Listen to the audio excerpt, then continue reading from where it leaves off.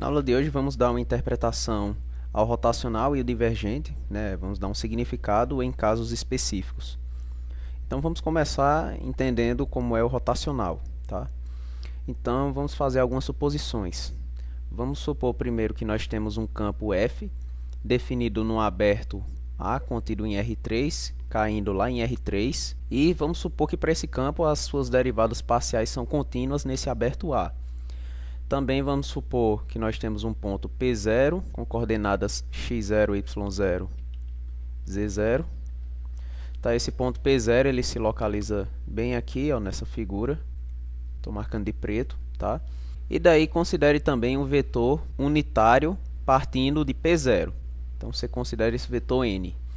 Daí a gente pega e considera esse plano alfa, que é um plano que tem n como vetor normal, tá? Então, de início, né, já com essas considerações, nós sabemos que o produto interno do rotacional com esse vetor normal, isso é contínuo aqui dentro dessa interseção de A, né, do aberto A, que é onde o campo está definido, com esse plano alfa. Isso porque o teu campo F ele tem derivadas parciais contínuas em A, no aberto A completo, e daí a gente sabe que o rotacional ele é uma operação com as derivadas parciais, né, uma operação apenas linear, né, de somar e subtrair derivadas parciais. Portanto, é contínuo. E a operação de produto interno também é contínua.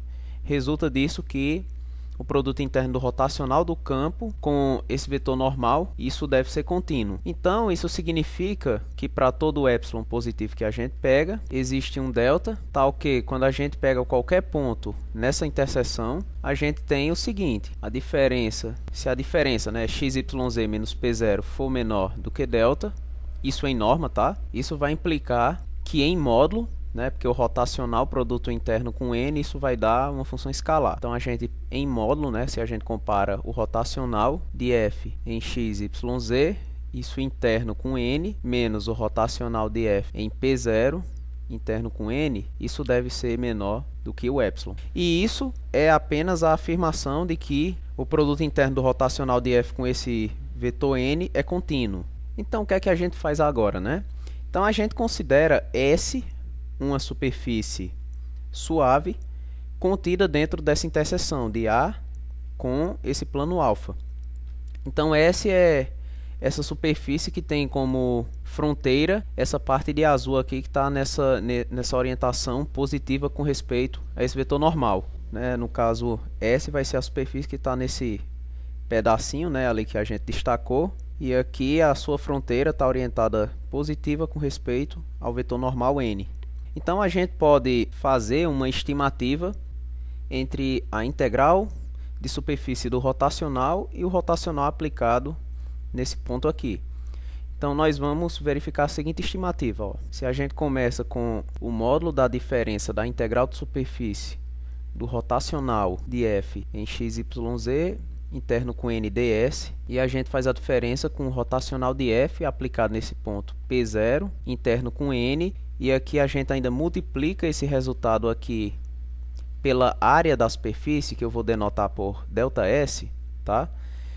Então a gente tem o seguinte, ó, isso deve ser igual ao módulo da integral dupla em S. Aí você pode fazer o seguinte, esse ΔS, como é a área de superfície, você pode denotar como a integral de superfície da função constante 1, né? Portanto, a gente fica com isso, ó, rotacional de f, interno com n, ds, menos o rotacional de f em p0, interno com n, e isso vai multiplicar a integral de superfície de 1. Então aqui simplesmente você passa esse termo rotacional aqui para dentro da integral de superfície, e daí usa a linearidade da integral e junta tudo no integral de superfície só, né? Então fica assim, ó, isso vai ficar igual à integral de superfície da diferença, né, rotacional de f menos o rotacional de f em p0, isso tudo interno com n, ds. Só que aí nós temos uma desigualdade clássica, né, de integral, que você pode entrar com um módulo para dentro e aparece uma desigualdade,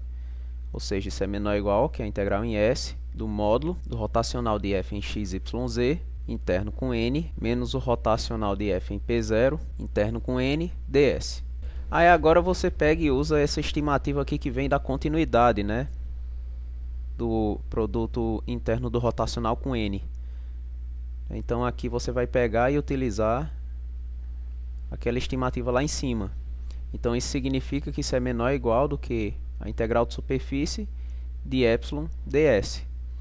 Mas isso você pode colocar o epsilon fora, é igual a epsilon integral de superfície de 1 ds, que é a mesma coisa que epsilon delta S, né? Onde delta S eu estou denotando como a área da superfície. Como eu quero que isso seja válido para todo ponto x, y, z que eu pegue aqui nessa superfície, né, que eu marquei aqui na figura, então eu vou fazer uma exigência, né? Eu preciso que esses pontos, né, para que valha essa estimativa aqui, eles satisfaçam que essa diferença aqui é menor do que delta, né, para que seja válida a continuidade e para que a gente possa utilizar esse argumento no final.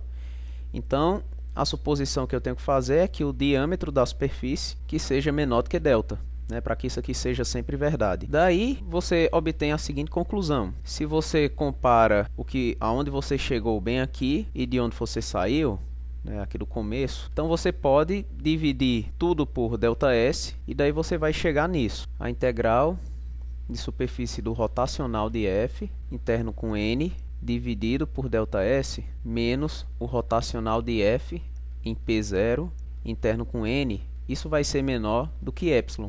Mas como o epsilon pode ser tomado arbitrariamente pequeno, isso implica que nós temos que a integral de superfície do rotacional interno com N sobre a área ΔS, isso é aproximadamente o rotacional de F em P0 interno com N. E daí o que é que a gente faz agora? A gente usa o teorema de Stokes, né? Porque o teorema de Stokes a gente vai conseguir relacionar essa integral de superfície aqui do rotacional com a integral sobre a curva de fronteira da superfície. Então, se a gente usa Stokes, a gente consegue que a integral na curva sobre ΔS é aproximadamente o rotacional de F em P0 interno com N. Tá, em que essa curva C, se você olhar pela figura, essa curva que está em azul claro, tá orientada positivamente com respeito ao vetor normal. Aí beleza, dessa estimativa nós temos em especial, se nós tivermos o campo F igual ao campo velocidade, você pode entender como campo velocidade de um fluido, tá, por exemplo. Então essa igualdade, essa aproximação que nós temos aqui acima, ela vai significar a integral na curva do campo velocidade aproximadamente o rotacional de F em P0 interno com N. Mas aí a gente tem uma coisa, para o campo velocidade, quando a gente considera a integral de linha para o campo velocidade em dinâmica dos fluidos, isso aqui é conhecido por circulação, tá? Circulação de V em torno de C.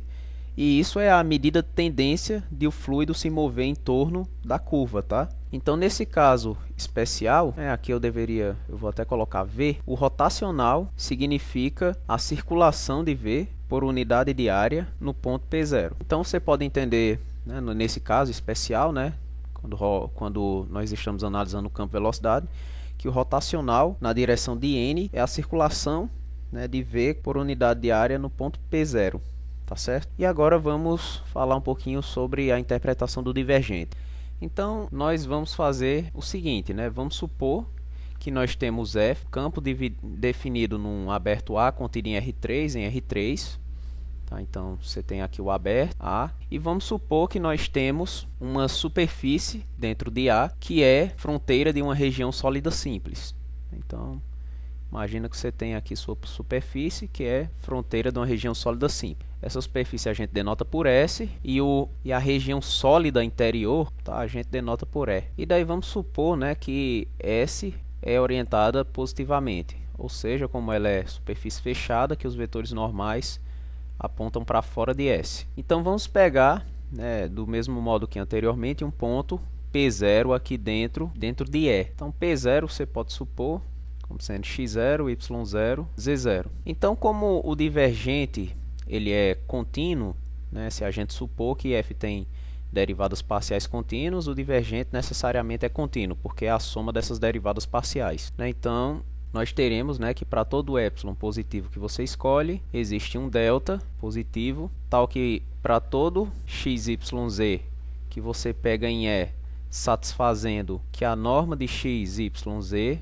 menos esse ponto P0 menor do que delta, então isso vai implicar que o módulo, tá? Eu coloco o módulo porque o divergente é escalar, né? Então o resultado é número, você compara números. Quando você olha o divergente, essa diferença é menor do que o epsilon. Tá? Isso por continuidade do divergente. Então vamos fazer bem parecido com o caso anterior do rotacional. Vamos comparar, nesse caso aqui, a integral tripla sobre E do divergente de f com o divergente de f em P0, isso aqui multiplicado pelo volume da região E. Aí bem parecido com o caso anterior. Ó, nesse caso aqui o volume da região E pode ser representado como a integral tripla da função 1, né?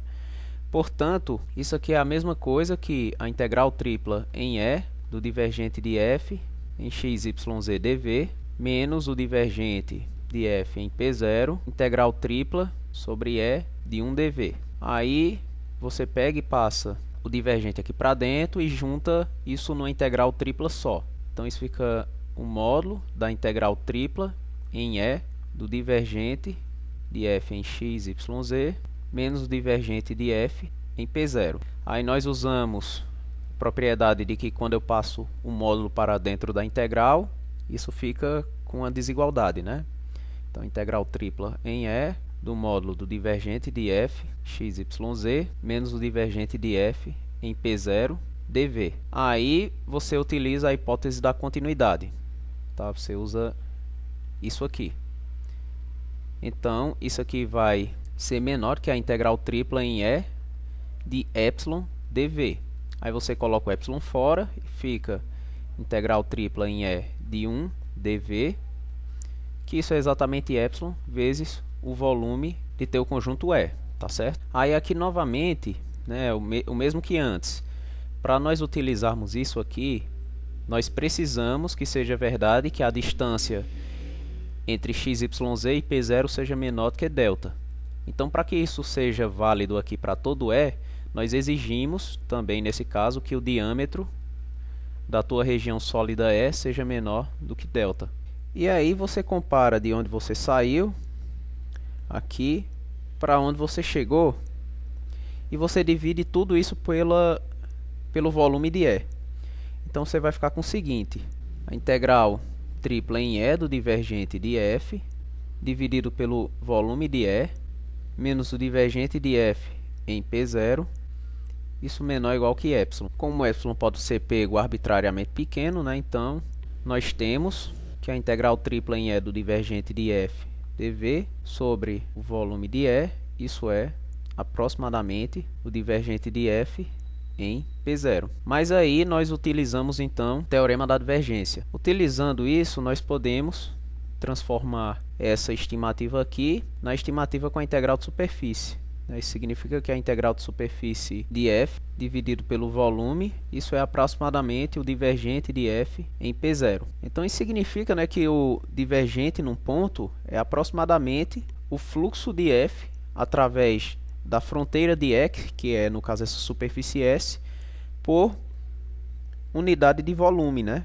Porque está dividido aqui por esse volume de E, onde E contém esse ponto P0, tá?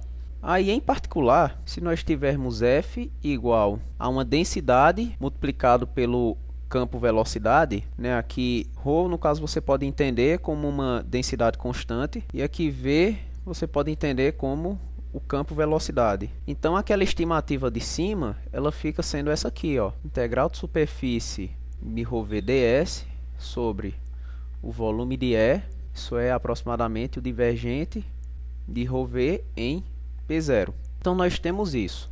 Aí agora, eu vou apelar aqui para um exemplo que a gente já fez, para entender o que é que quer dizer essa integral de superfície que está aqui em cima. Se você lembrar aqui do exemplo 82 que nós fizemos na aula 11, nós vimos que quando temos a integral de superfície do campo velocidade, né, em que o normal forma um ângulo menor do que π sobre 2 radianos, essa integral de superfície desse campo velocidade, ele dá o volume do fluido que passa por S. Então, o que é que nós temos aqui, né? Como essa densidade aqui é constante, essa densidade pode sair para fora. E o significado dessa integral aqui, o significado da integral em S de VDS, Isso é volume de fluido que passa por S. Então, nós temos uma densidade vezes o volume. Então, o que é que, na verdade, significa essa integral? De cima, né, de superfície, ela significa a massa de fluido que passa por S. Tá? Isso em unidade de tempo. Então, o que é que está significando aqui o divergente, no fim das contas, nesse caso especial? Então, isso significa que o divergente aplicado em P0, né, aí você vai ficar com o seguinte, você vai ficar com a massa de fluido dividido pelo volume, né, em E. Então, o divergente aqui está significando a taxa líquida de fluxo do fluido para o exterior de E, né, porque isso os vetores normais apontam para fora da superfície, então você entende como o fluido, né, ele saindo para fora dessa tua região E. Isso por unidade de volume. E agora, para encerrar, vamos fazer um exemplo. Suponha que nós temos o campo velocidade definido em um subconjunto aberto do R3. Supomos que as derivadas parciais são contínuas e que nós temos o divergente igual a zero em A. Então, seja B contido em A, o conjunto formado por esse tubo aqui, dessa figura do número 64, né, ao qual nós podemos aplicar o teorema da divergência. Então, sejam S1 e S2 as seções transversais, né, a esse tubo, né, que são essas duas aqui, com os vetores normais N1 apontando para fora, tá, para fora da figura, e N2 apontando para dentro da figura, né, ele está aqui interno a esse tubo. Vamos supor também que o campo velocidade V é tangente à superfície lateral do tubo, ou seja, é como está aqui na figura, tá? Eles são sempre tangentes aqui a essa superfície lateral. Então, vamos provar que a integral de superfície em S1 é igual à integral de superfície em S2 e vamos interpretar o que é que isso significa. Então, vamos lá. Primeira coisa que a gente observa. É dito aqui no exercício que o campo velocidade ele é tangente à superfície lateral do tubo. Então, se nós pegarmos o vetor normal a essa parte lateral do tubo, então o que é que a gente tem? Ele fará 90 graus com esse vetor tangente, né? Isso para qualquer ponto aqui dessa parte lateral do tubo. Então, isso significa que, pela relação de ortogonalidade, né, se você faz o produto interno de V com esse normal, isso dá zero, e isso na lateral do tubo. E daí nós pegamos e utilizamos o teorema da divergência, sabendo, né, que por hipótese o divergente de V é zero.